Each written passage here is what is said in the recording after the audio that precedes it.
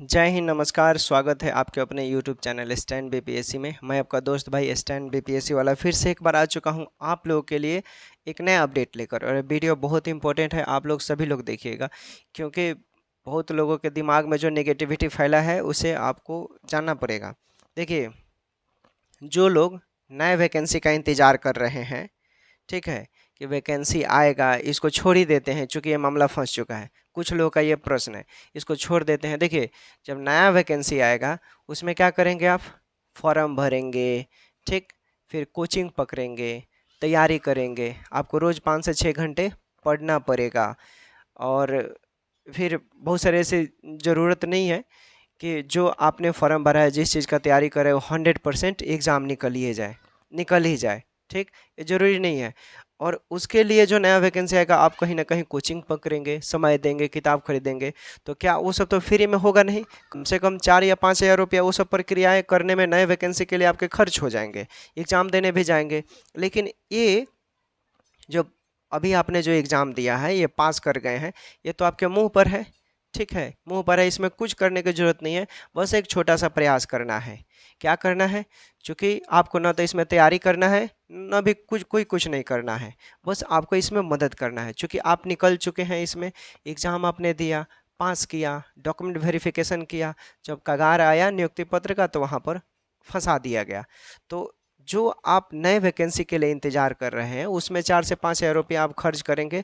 वही अगर खर्च इसमें एक बार प्रयास कर देखें, क्योंकि उसमें भी ये ज़रूरी नहीं है कि आप पास होंगे 100%, ये ज़रूरी नहीं है। इसमें भी आप एक बार प्रयास कर लेते कि हाँ, चूँकि कगार पर आ गया, और सुप्रीम कोर्ट में बहुत ऐसे फैसलाएँ जो है बदल जाता है। और देखिए बदलेगा क्यों, अभी आपको हम रीज़न बता देते हैं। चूँकि प्रॉब्लम कहाँ है? देखिए, कुछ लोगों ने जब बहाली निकला 2022 में, 2018 नियमावली के तहत, तो उन लोगों ने क्या किया? फॉर्म भरा, सरकार के सारे नोटिफिकेशन में दिए हुए बातों को उन्होंने क्या किया? फिलअप किया, किया। पालन करने के बाद उन लोगों ने एग्ज़ाम दिया।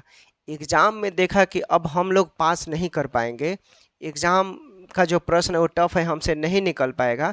तब उन लोगों ने कोर्ट का सहारा लिया और चैलेंज किया, ठीक। यहाँ पर तो यहाँ पर सबसे बड़ा पॉइंट ये है कि जब सरकार का नोटिस आया तो उस समय आपको विरोध करना चाहिए था, आपने चैलेंज नहीं किया। क्योंकि आप तो एग्जाम में बैठे हुए हैं।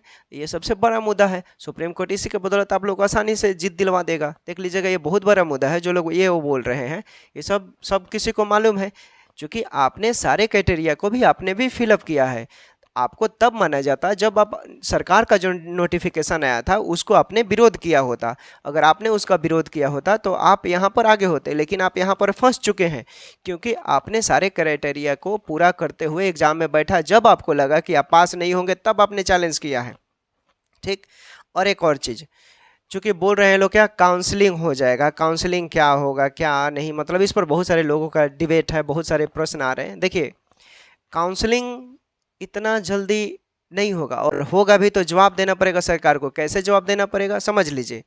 सुप्रीम कोर्ट के भारतीय संविधान के आईपीसी एक्ट 1860 के तहत जो इमरजेंसी पेटिशन होता है, इमरजेंसी पेटिशन जो फाइल किया जाता है, उसमें चूंकि केस तो रजिस्टर हो गया है, सरकार कोई कदम नहीं उठा सकता है, क्योंकि उसके पहले अभी मानते हैं कि स्टे नहीं लगा है।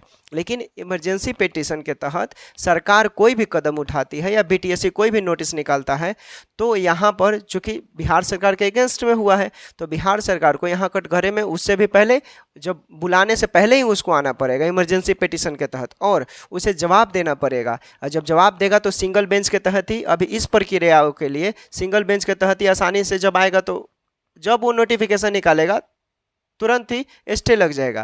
क्योंकि अगर ये ऐसा कदम उठाता है तो काउंसलिंग के प्रोसेस को करता है, तो सरकार से सुप्रीम कोर्ट से बोलना पड़ेगा कि सर नोटिफिकेशन निकल गया, ये सब जो भी प्रोसेस है वो सब होता है, वो बात का एडवोकेट लोग समझेंगे, ठीक। हाँ, अब आप अपने दिमाग पर लोड ना लीजिए, माइंड ना लीजिए। जो लोग आपको भड़का रहे हैं, गुमराह करने का प्रयास कर रहे हैं, बहुत सारे ऐसे लोग हैं, उनसे बचिए आप। क्योंकि हम जो बातें बताते हैं वो दम तथ्यों के आधार पर होता है, जो रूल के मुताबिक होता है। मुझे ऐसे बोलने की आदत नहीं है। आप जो भी बातें बोले हैं आप मिला सकते हैं, किसी भी वरिष्ठतम एडवोकेट से डिसीजन ले सकते हैं, ठीक। काउंसलिंग का टेंशन दिमाग से निकाल दीजिए। सीबीटी क्वालिफाई वालों ने इमरजेंसी पिटीशन फाइल किया है और उसके तहत सरकार का इतना औकात नहीं है कि वो उसके अगेंस्ट जाए। अगेंस्ट जाएगा तो उसको तुरंत कटघरे में सिंगल बेंच के तहत ही जवाब देना पड़ेगा।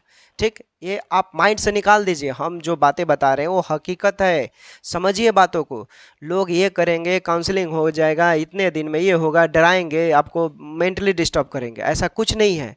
रूल है ना, संविधान है ना, हमारा देश संविधान के बदौलत चलता है ना, किसी के मुंह से बोलने से नहीं चलता है। कोई भी सिस्टम, चाहे वो बिहार सरकार का हो चाहे केंद्र सरकार का हो, संविधान ही है। संविधान का सिस्टम जो है उसी के बदौलत चलता है। तो बी केयरफुल, आप सतर्क रहें, ठीक है, सावधान रहें इन सब चीज़ों से। और देखिए, बार बार मुझे बताना पड़ता है कि सुप्रीम कोर्ट में आप लोग का जो क्वालिफाई वालों का जो पिटिशनर फाइल किया गया है अपील, ठीक है, वो आप लोग का केस काफ़ी स्ट्रॉन्ग एविडेंस के साथ वहाँ लगा हुआ है। आप लोग एक मंच पर आ जाइए प्लीज़। मैं कितनी बार बोलूँ, आप लोग जहाँ भी हैं, जिस कगार में हैं, जिस परिस्थिति में हैं, आप लोग वहीं से भी मदद कीजिए, ठीक है। चूँकि कैबिनेट एसएलपी दर्ज हो चुका है और नंबर भी बहुत लोगों को मालूम चल गया है जो पेमेंट ग्रुप में है, ठीक है। तो इसलिए एक मंच पर आकर सभी लोग टांग खींचने के बजाय एक दूसरे का मदद कीजिए। आप एक दूसरे का मदद करेंगे तभी आगे बढ़ेंगे। और सुप्रीम कोर्ट में केस कैसे जीता जाता है? पैसे के बदौलत। पैसे के बदौलत आपके पास ज़्यादा पैसा होगा तभी ना आप हायर एडवोकेट को हायर करेंगे, इंडिया के टॉप मोस्ट लॉयर को हायर करेंगे। क्योंकि एक केस जो है, आप कीड़े मकोड़े की तरह आकलन इसको मत कीजिए, ये छोटा केस नहीं है, हाई लेवल पर है, नेशनल केस बन गया है, नेशनल इशू बन गया है। सुप्रीम कोर्ट में जाकर देखिए, कौन एडवोकेट नहीं जानता है इस केस के बारे में? सब लोग जानता है। तो मतलब जो नॉर्मल एडवोकेट होते हैं, जो जूनियर होते हैं, उनके बस का बात नहीं है। आप फाइलिंग वार्निंग करा सकते हैं, ठीक। जिस एडवोकेट का हम लोग बात कर रहे हैं, जो लोग नाम लिए हैं 2-4 गो, उसमें से अगर आप किसी को भी हायर करते हैं तो आपके हाथ में नौकरी हो जाएगा। आप कगार पे हैं, आपको इसमें पढ़ने की ना तो ज़रूरत है, नहीं मेहनत करने की ज़रूरत है, नहीं किसी कोचिंग को पकड़ने की ज़रूरत है। बस आपको थोड़ा सा सहयोग करना होगा, सहयोग राशि फाइनेंशियल रूप से मजबूत करना होगा। जो हमारे टीम में हैं लोग, जो पिटिशनर हैं अंजलि कुमारी, उनके साथ अनुराधा जी का जो अकाउंट है, उसमें आप लोग कमेंट सेक्शन में नंबर बहुत लोगों को मालूम भी होगा, और उस नंबर पर आप स्कोर कार्ड भेजकर जुड़िए और सहयोग कीजिए, मदद कीजिए, ठीक। सुप्रीम कोर्ट ये तय करेगा, चूँकि नियमावली की बात लोग करता है, नियमावली के तहत भी सीबीटी क्वालिफाई हार जाएगा। कैसे हार जाएगा? नियमावली के तहत 2 नियमावली है, एक 2022 का नियमावली, 2018 का नियमावली 2022 के लिए, नया नियमावली जो 2023 में बना वो नए स्टूडेंट के लिए जो पास किया है। नियमावली नया बना तब अलाउ किया नए स्टूडेंट को भरने के लिए, तो पुराने नियमावली से उसको क्या मतलब है भाई? क्या मतलब है? ये सब चीज़ है। चूँकि जो हाई कोर्ट का जजमेंट आया था उसमें एग्जाम वालों का कोई बात ही नहीं रखा गया, कुछ भी नहीं रखा गया, ठीक। अब कुछ लोग को यहाँ डाउट है कि आप अर्चना कुमारी को रिस्पोंडेंट में क्यों? अरे भाई, जो हाई कोर्ट का जो जजमेंट आता है ना, जो पहले जो पिटिशनर होते हैं उसी को लेकर उसी को लेकर वहाँ पर अपील किया जाता है। जो भी स्पेशल के होता है वो उसको लेकर वहाँ पर और अपील किया जाता है, और उसके तहत ही आगे का प्रोसेस होता है। जो आपका मुद्दा है, केस लड़ने का क्या मुद्दा है, क्या क्लू होना चाहिए, किस सिद्धांत पे आप बातों को रखना चाह रहे हैं, वो सारे बातों के तहत आपका वहाँ पर फाइलिंग होता है। और A to Z ये सब प्रक्रियाएं हो चुके हैं। बस देखिए, लड़ाई तो बहुत इंटरेस्टिंग है, दोनों तरफ से भी लड़ाई। देखिए, कोई भी होता है, दुश्मन ही हो कोई भी दुश्मन को कमज़ोर नहीं समझा जाता, वो भी अपना पैंतरा योजनाएं बना रहा होगा। तो इससे पहले आप लोग भी सावधान रहिए, क्योंकि ये जो केस है, ये समझ लीजिए पूरा आग की तरफ फैल चुका है। ये कोई छोटा मोटा केस नहीं है, बहुत हाई लेवल का केस हो चुका है। मैं इसलिए बताना चाह रहा हूँ आप लोगों को कि प्लीज़, हमारे जितने सीबीटी क्वालिफाइड सिस्टर हैं, आपके मुंह पर ये चीज़ आ चुका है। बस आप थोड़ा सा फाइनेंशियल रूप से धनराशि सहयोग करेंगे एक दूसरे का, तो आप आसानी से केस जीत सकते हैं। केस जीतने का एक ही ऑप्शन है, best advocate. Best advocate, best advocate को हायर करने के लिए आपके पास फाइनेंशियल रूप से आप तन मन धन से स्ट्रांग होना चाहिए। मेंटली रूप से लोग आपको बहुत भड़काएंगे, फंडिंग मत करो, ये मत करो, ये है, वो है, दिस है, डैट है, बहुत लोग बता रहे हैं, बहुत ऐसे लोग आपको मिलेंगे। क्यों भड़काएंगे? क्योंकि आप सही हैं। जब आप सही रास्ते पे चलते हैं तो दुनिया आपका विरोध करती है, ठीक। तो यहाँ पर वही हो रहा है, आप सही हैं, आपने एग्ज़ाम पास किया है, कोई गाजर मूली नहीं है। आपने एग्ज़ाम पास किया है, और एक एग्ज़ाम निकालना कितना आसान है। कोई मतलब खिलौना है, मजाक है कि एग्ज़ाम पास किया, जब मन करे तब हटा दो, हैं? ऐसा नहीं है। आपने एग्ज़ाम पास किया है, आपको न्याय सुप्रीम कोर्ट में मिलेगा। चूँकि सब लोगों को न्याय मिल रहा है तो आप लोग इसे समझिए ना, आपको क्यों नहीं मिलेगा।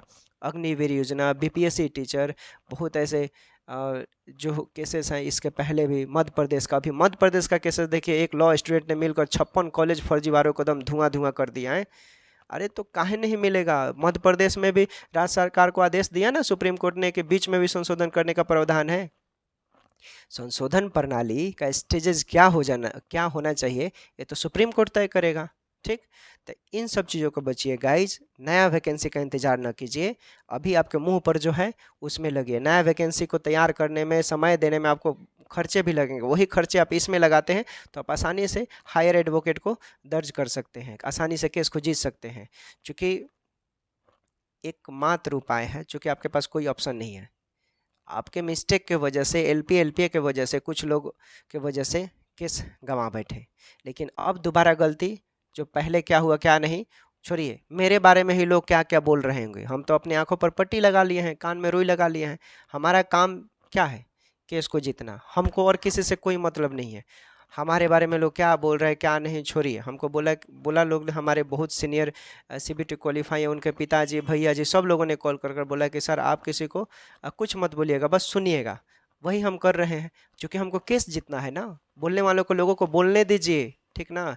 इसलिए सभी सिस्टर प्लीज़, हम्बल रिक्वेस्ट है, आप लोग एक मंच पर आकर सभी लोग सहयोग कीजिए एक दूसरे का। केस 100%, 202% जीत होगा सीबीटी क्वालिफाई का।